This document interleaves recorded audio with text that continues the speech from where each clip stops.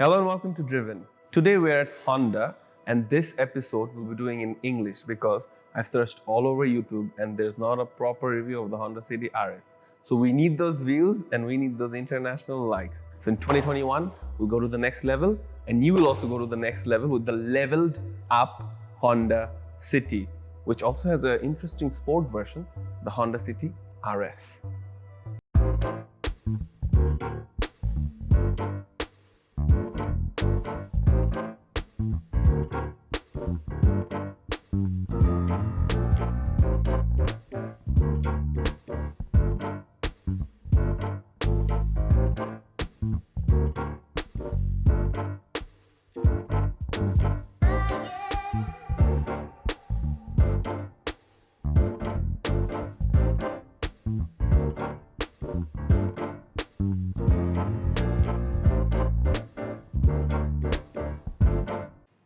So what is special about the Honda Fit? This is the 7th generation Honda City, but it's also known as Honda Fit, Honda Grace. It comes in a hybrid variant and look at it, it's beautiful. So the hybrid variant will be equally beautiful. Traditionally, hybrid cars used to be ugly, but they're changing over the years. Like they actually look good. So the first model was released in 1981. It was a small hatchback and they have been hatchbacks until a decade or so. Then they converted to a sedan. It was manufactured for the South Asian market and it was manufactured in South Asia, of course. You get a lot of modification parts for this car and you will in the future because in Malaysia, people like to mod their cars. So they also like to mod their cars in Thailand and Bangladesh also likes to mod their cars. So parts availability, aftermarket products will be handful. You can find them anywhere and you can put it on your car and push that extra horsepower or upgrade your suspension, change your drum brakes to rear disc brakes. Like there's a plethora of things that you can look at and get done to your car. And I can tell you one thing about these cars, they're very reliable. I raced one of them in Malaysia for 9 hours straight. Me and my partner, we both raced the car for 9 hours straight and not a single equipment went wrong. When you race a car, it's 9 hours of racing means at least 9 months of hard driving a car. Nothing went wrong. And Honda's giving 3 years warranty on the cars anyway, so that's their introductory offer. So I'm pretty confident that this will be a good car. Now this car is 2 inches wider and 4 inches longer, which makes it into the sedan category. And in the interior, you have rear aircon vents and much, much more, which you will see when we review the car.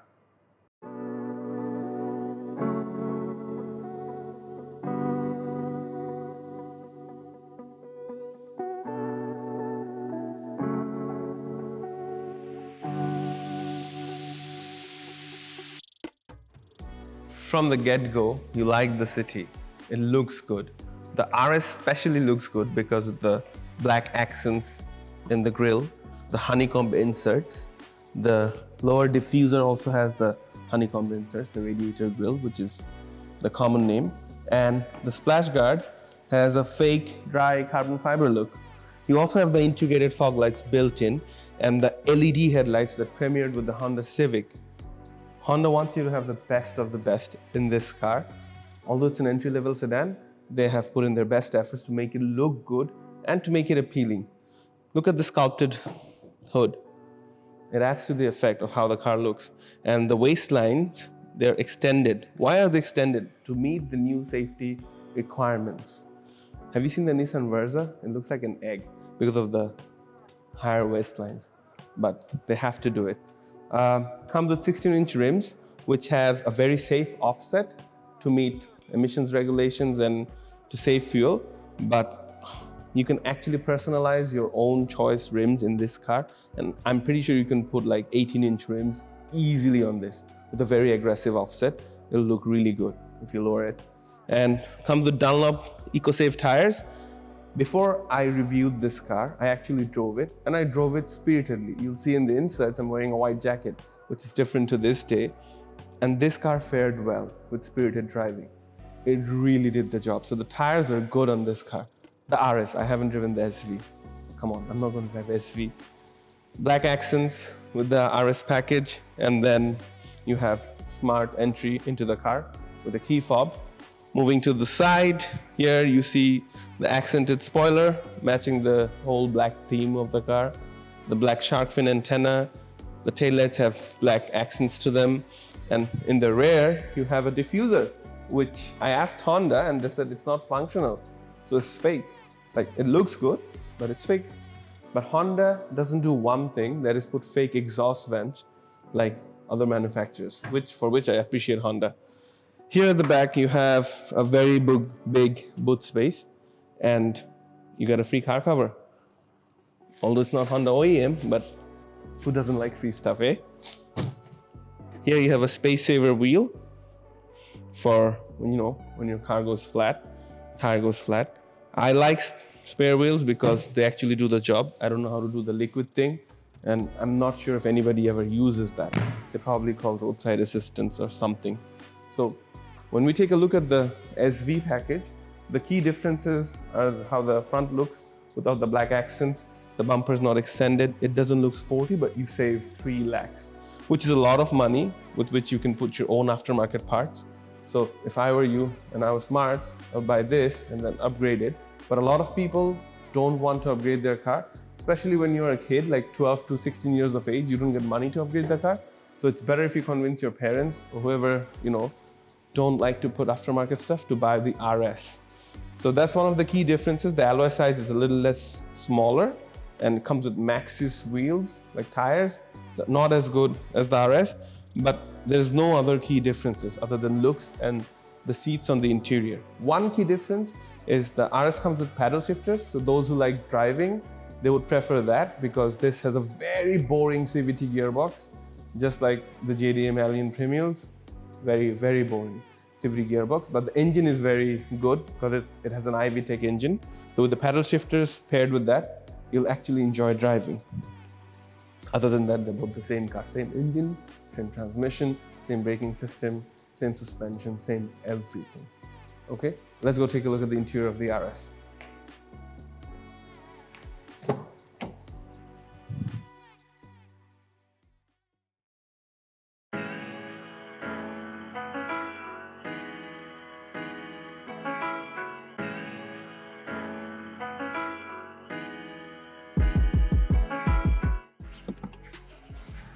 First complaint that I have with this car is the push start button. I mean, it's horribly placed. Also the trip clock thing. So if your steering is right here, you have your 2 ears here. I mean, the indicator and the wiper stuff. Your paddle shifter is here. There is no way you can find that the push start is there. So if your steering is down here, only then you can see. Major design flaw. A lot of people would have a hard time finding this. Second, another design flaw, I would say, is this hump. Why is this hump here? This car has a flat underbody. There's no space under the seats. Doesn't make any sense to me. Now, the positives are the interior is very well equipped and well built. Even the side plastic, they don't feel cheap. They actually feel up to the mark. Also, the dashboard material here, and there's like faux leather everywhere. Faux leather is fake leather, obviously, and I prefer fake leather. I don't like killing cows or animals for their leather. So it looks the same, it feels the same, you know. And on an entry-level sedan, you have leather seats. This part is suede, and this has like a honeycomb design matching with the front end to make it look more sporty. Red stitching here and there. Auto windows just for the driver's side. The rest of the 3 windows are manual. And I have a bit of a complaint with the infotainment system. The infotainment system is great. It's easy to use. It has Apple CarPlay and Android Auto. On a starting sedan, that's great. But my issue with it is it's a bit slow. I'm going to play some music because the stereo system should be good. It is good.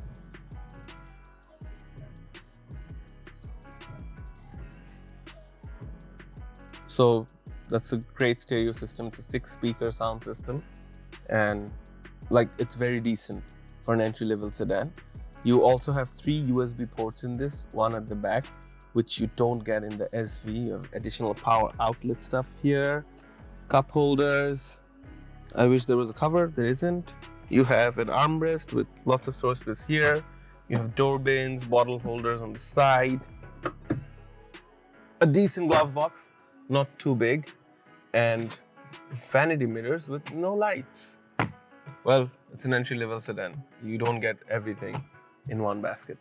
Also, remember how I said you can flex with an Aqua because it's so low, feels like a Porsche?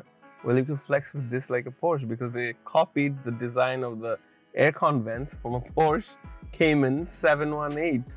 How about that, Porsche? Honda's copying you. So yeah, all in all, it's nice. It's a nice snug cabin. The seats feel great. The steering is leather. Paddle shifters move with the steering, so they're right there. And everything is simple, easy to use. It's not too complicated. You have dual zone climate control, I think. No, you don't. You just have automatic aircon. There's no dual zone. I was reaching for the stars and I was sent back to planet Earth. So yeah, overall it's good. You got sport pedals in the Fit. Now, a lot of people ask me in the comments, what are sport pedals? Well, sport pedals are different than regular plastic pedals. You get a bit of steel or aluminum. There's more grip when you press on them with your shoes. I drive with 2 feet, so sport pedals work great for me. You also have the foot resting pedal with the same material as the sport pedal. Let's go to the back. So right now we're at the back, and suffice to say, this car doesn't feel small because on the exterior, when I was looking at it, I was like, why does this car look so tall and hollow? But now I know why it does, to fit people like me at the back comfortably. So this was my driving position, and I still have legroom and headroom, like just there, but it's there. But bear in mind, I'm pretty tall. I say that in every episode. So for an average height person, there's plenty of space. However, the seat pocket is missing here, but it's not on this side. And you have 2 aircon vents. And I said USB port, but actually power outlets at the back, you know, to charge your electronics and stuff. You have 2 cup holders here. And if you keep your hand, your watch, like it gets in the middle, or your hand doesn't feel great because the cup holders don't have a cover. I guess this is not an Audi, is it? You have nice big pockets here where you can keep at least a 1-liter bottle of water and an extra small bottle. You can keep your phone on the side. There's a compartment here. All in all, for an entry-level sedan, it's pretty good. And you can feel your child seats in here. This car, by the way, has a lot of airbags. This has 2 airbags at the front, 6 in total at the front and 2 at the back. Altogether, 8 airbags. So it should be very safe if there's an impact. Let's hope not, but in case there is, it should be very safe. And another thing is, there should be some room light at the back. There's one in the middle, but nothing at the back. And this is like non-LED, should be like LED. Overall, it's not bad being at the back. I mean, for an entry-level sedan, you can't ask for more. So, good job, Honda.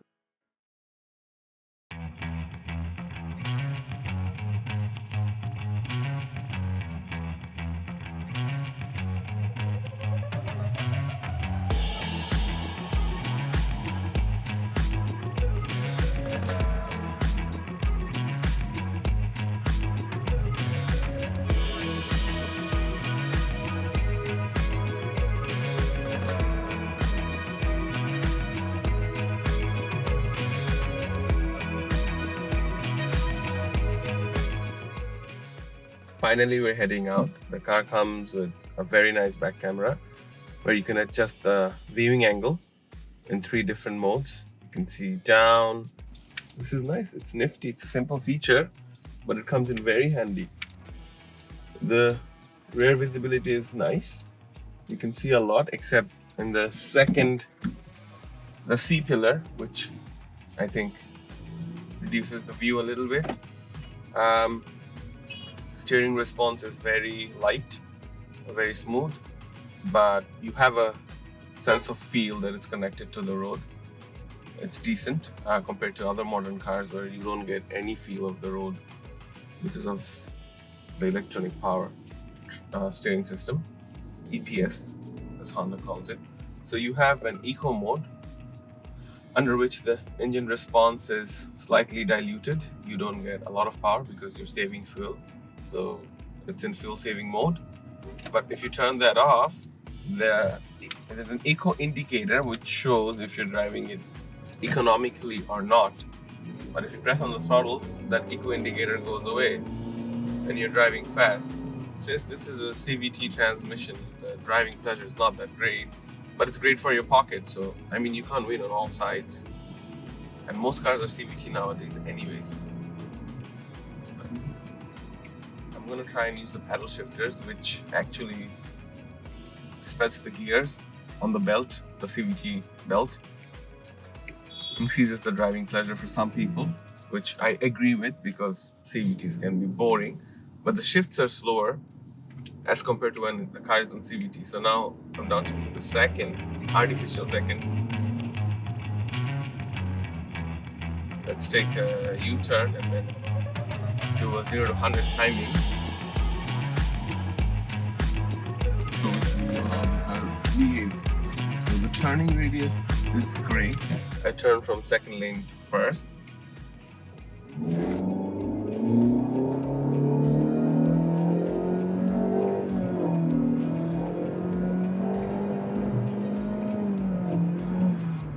So the shifts are very slow, they're not fast.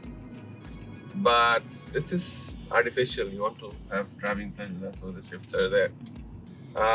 If you put it in S mode, the car goes a bit faster. So I'll do that now, put it into S mode, and then we'll go faster. So no paddle shifters this time. So I'll try it out as it is. The suspension is unbelievably comfortable. I don't know how Honda managed to do that. And as you hard brake, the flashes come on. Brakes are really good. Despite having drum brakes at the back, the brakes are really good. The car's a bit twitchy at the back because there's a torsion beam suspension, multi-link in the front. So if you drive well and if you're a good driver, you can use that to your advantage. If you're not, don't try to drive this car fast. This all in all is a well-rounded car.